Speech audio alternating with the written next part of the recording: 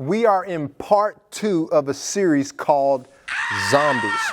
When we encounter people who are dead to Jesus, what do we do? Last week we talked about the importance of giving them grace. They don't know any better. They're dead to Jesus. This week we're going to talk about the importance of ignoring their reputation. Let me explain.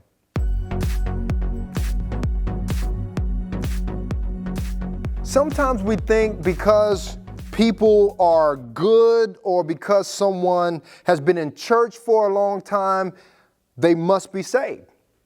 Even though they're acting and living like a zombie, we are convinced they're not a zombie. Why? Maybe because of their reputation. I want you to notice what Jesus said to one of the 7 churches in Asia Minor, which today is Turkey. Notice what he says in Revelation chapter 3, verse 1. Write this letter to the angel of the church in Sardis. This is the message from the one who has the 7-fold Spirit of God and the 7 stars. I know all the things you do, Jesus said, and that you have a reputation for being alive, but you are dead. People may have a reputation for being a Christian, but their reality is a zombie. Just because people are among us doesn't mean they are saved. I want you to notice what John says about this in 1 John 2:19. He writes, these people left our churches, but they never really belonged with us. Otherwise, they would have stayed with us. When they left, it proved that they did not belong with us.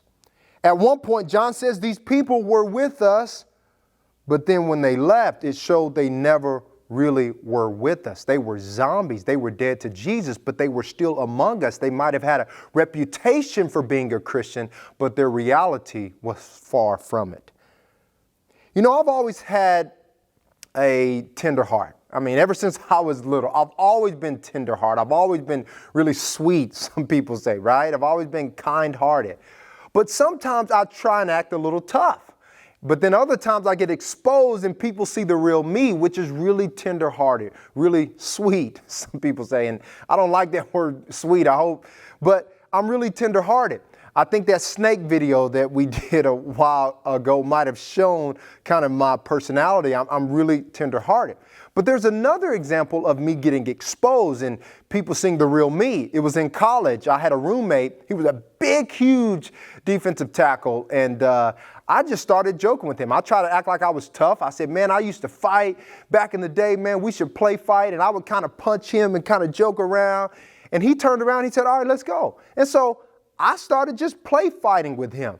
And I felt like, and I'm just trying to be sincere, I really felt like he broke whatever this is. I don't know if this is your sternum. I mean, he hit me so hard. And I eventually had to tell him to stop. We were just play fighting. And he knew in that moment, Abe, you're not that tough. Because he whooped my butt. And I remember going to my room feeling so much shame. Why? Because I was trying to act all tough, like I'm this gangster, and I didn't even know how to fight. I'm just going like this. And he was just boom, boom, boom. We were in the kitchen. And I was so embarrassed because I got exposed. Some people have a reputation that doesn't match their reality. Some people have a reputation for being spiritually alive, but their reality is far from it. So what is your reputation as a Christian? Before you answer, let me tell you this. It doesn't matter. Your reputation doesn't matter. Your reality matters. I want you to think of this. You might have heard this a lot, but this is crazy. One of Jesus' 12 disciples, Judas, was with Jesus for a few years, did ministry, was in charge of the money. I mean, Judas was around Jesus. I know Judas had a reputation for being spiritually alive, but Judas is lost and he's in hell now. He didn't know Jesus, but he was around Jesus, and he might have had a strong reputation for being a Christian. So please don't pay attention to people's reputation and assume they must be saved. Please don't pay attention to your reputation. Pay attention to your reality. There are zombies among us, people who are spiritually dead.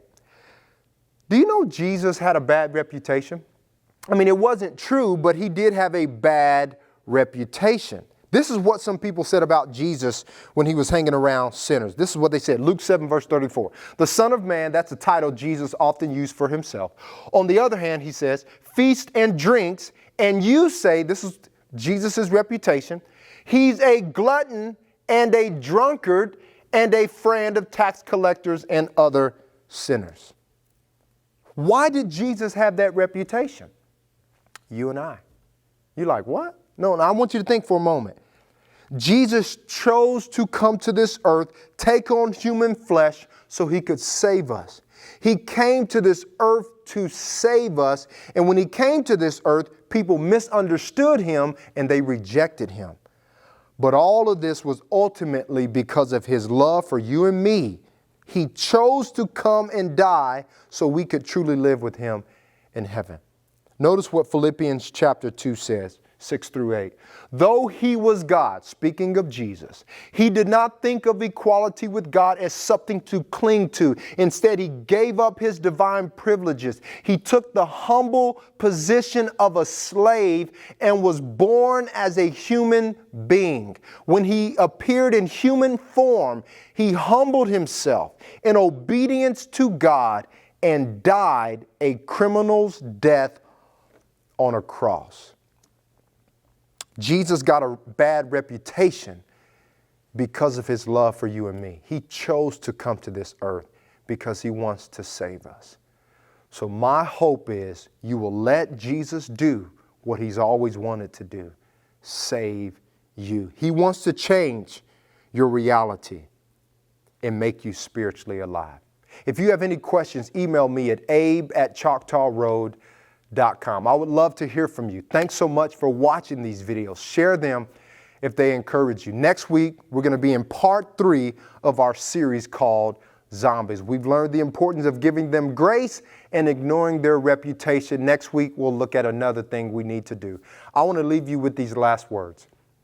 Trust in Jesus while you can, because eternity is a long time to be wrong. See you next week.